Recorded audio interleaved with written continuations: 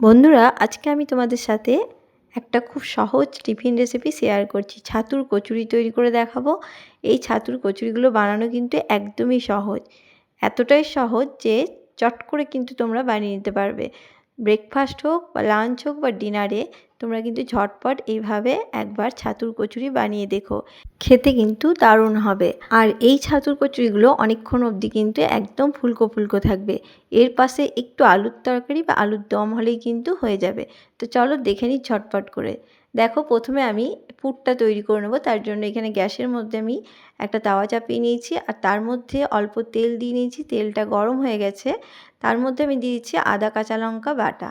আদা কাঁচা লঙ্কা বাটাটাকে আমি ভালোভাবে একটু ভাজা ভাজা করে নেবো, যতক্ষণ না একটু কাঁচা গন্ধ চলে যায়। তো একটু দেখো, আমি কিন্তু আদা কাঁচা লঙ্কাটাকে ভাজা ভাজা করে নিয়েছি। হাফ চামচ মতন এখানে আদা কাঁচা লঙ্কা বাটা আছে।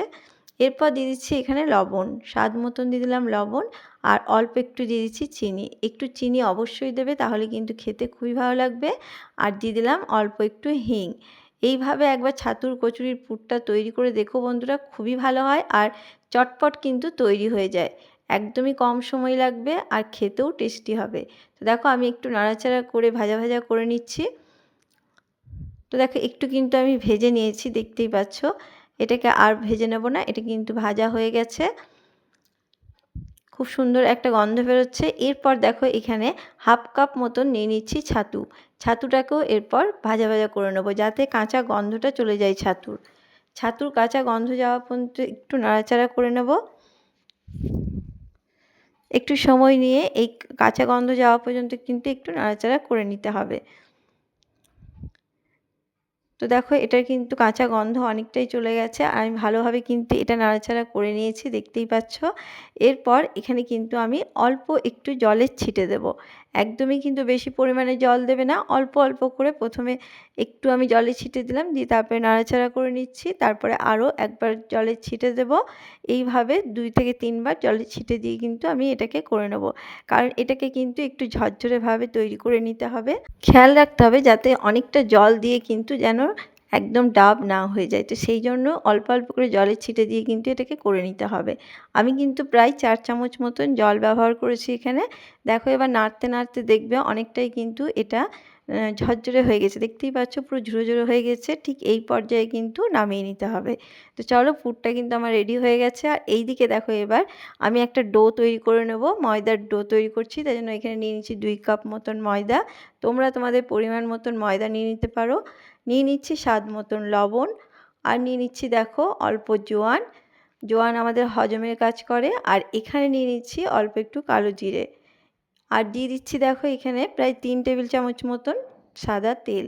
এরপর সমস্ত আগে প্রথমে শুকনো উপকরণগুলোকে আমি ভালোভাবে মেখে নিচ্ছি। তো দেখো, শুকনো উপকরণগুলোকে আমি ভালোভাবে মেখে নিয়েছি। এরপর আমি এখানে দিয়ে দেবো জল। অল্প অল্প করে জল দিয়ে কিন্তু এবার আমি ডোটাকে তৈরি করে নেবো। তো চলো, অল্প অল্প করে জল দিয়ে আমি ডোটাকে তৈরি করে নিচ্ছি। তো দেখো, এটা কিন্তু পুরো আমি প্রথমে ময়ামটা ভালোভাবে দিয়ে নিলাম। এরপর আমি অল্প অল্প করে জল দিচ্ছি। প্রথমে অনেকটা জল দিয়ে দেবে না, অল্প অল্প করে জল দিয়ে কিন্তু ডোটাকে তৈরি করে নিতে হবে। এটা কিন্তু খুব নরমও নয়, আবার খুব শক্ত ডো তৈরি করব না, মিডিয়াম ঘনত্বের ডো করে নেব। তো দেখো, অল্প অল্প করে জল দিয়ে একটা ডো আমি তৈরি করে নিচ্ছি। আমি এই ময়দাটা মাখতে মাখতে তোমাদের সাথে দুটো কথা বলে নিই। তো বলছি, কে কোথায় থেকে তোমরা দেখছো আমাকে অবশ্যই কমেন্ট বক্সে জানাতে ভুলো না। আর আমার ভিডিও তোমাদের কেমন লাগছে, আমার রেসিপিগুলো তোমাদের কেমন লাগছে, অবশ্যই কিন্তু কমেন্ট বক্সে জানাতে ভুলো না। আর যেসব দিদিভাইরা আমার এই রেসিপিগুলো ফলো করো, তাদেরকে আমি অসংখ্য ধন্যবাদ জানাই। আর তাদের সুন্দর সুন্দর কমেন্ট কিন্তু আমার খুব ভালো লাগে। তো দেখো, আমি কিন্তু ডোটা খুব সুন্দরভাবে তৈরি করে নিয়েছি। তো চলো, এইটাকে এবার ঢাকা দিয়ে কিছুক্ষণের জন্য রেখে দিচ্ছি। তো দেখো, আমি কিন্তু 5 মিনিটের জন্য এটাকে রেখে দিয়েছিলাম। তো রেস্টে রেখে দেওয়ার পরে কিন্তু খুব সুন্দরভাবে এটা সেট হয়ে গেছে, দেখতেই পাচ্ছ। আমি আরও একটু হাতের সাহায্যে এটাকে মেখে নিচ্ছি।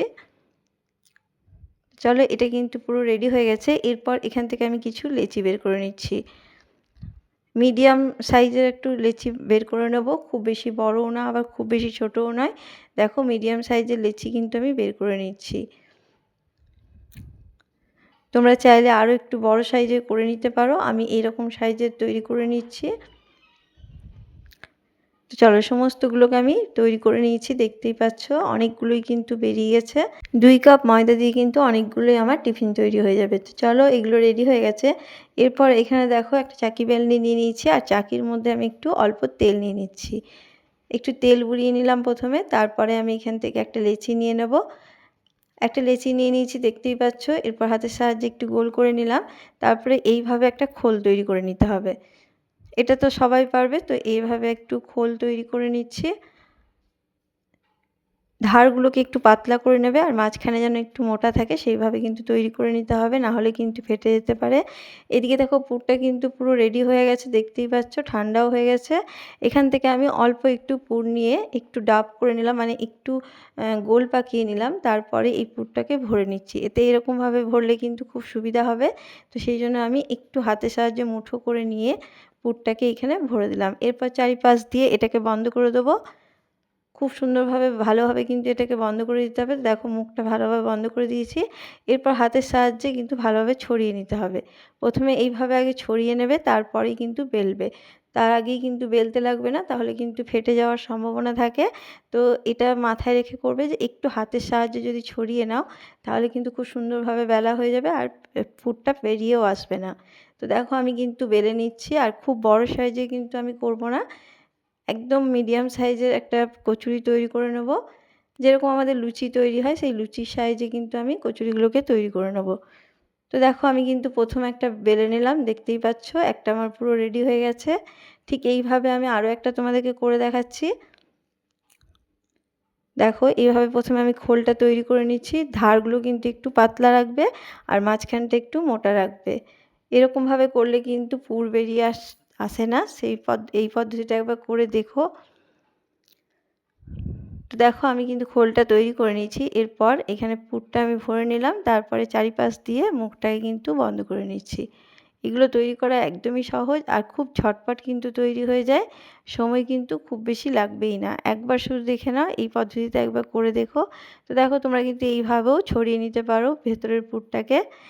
এইভাবে করলে কিন্তু একদমই পুর বেরিয়ে আসবে না। তো চলো এরপর আমি বেলে নেব। অল্প একটু তেল কিন্তু আগেই নিয়ে নিয়েছি, তেলটা দিয়ে বেলে নিচ্ছি। তো দেখো একদম লুচির সাইজে আমি বেলে নিচ্ছি।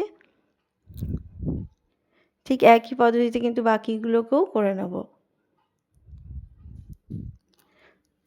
তো চলো এটাও কিন্তু দেখো পুরো বেলা হয়ে গেছে, খুব সুন্দরভাবে রেডি হয়ে গেল এটা। একদমই সময় কম লাগছে, দেখতেই পাচ্ছ। আমি তোমাদেরকে খুবই সহজে দেখিয়ে দিচ্ছি। তো দেখো তেল কিন্তু আমি চাপিয়ে দিয়েছিলাম, তেলটা গরম হয়ে গেছে। এরপর আমি একে একে কিন্তু এই কচুরিগুলোকে ভেজে নেব। এইভাবে যদি তেলটা কচুরির গায়ে হিচে দাও, তাহলে কিন্তু খুব সুন্দরভাবে কিন্তু এগুলো ফুলে উঠবে।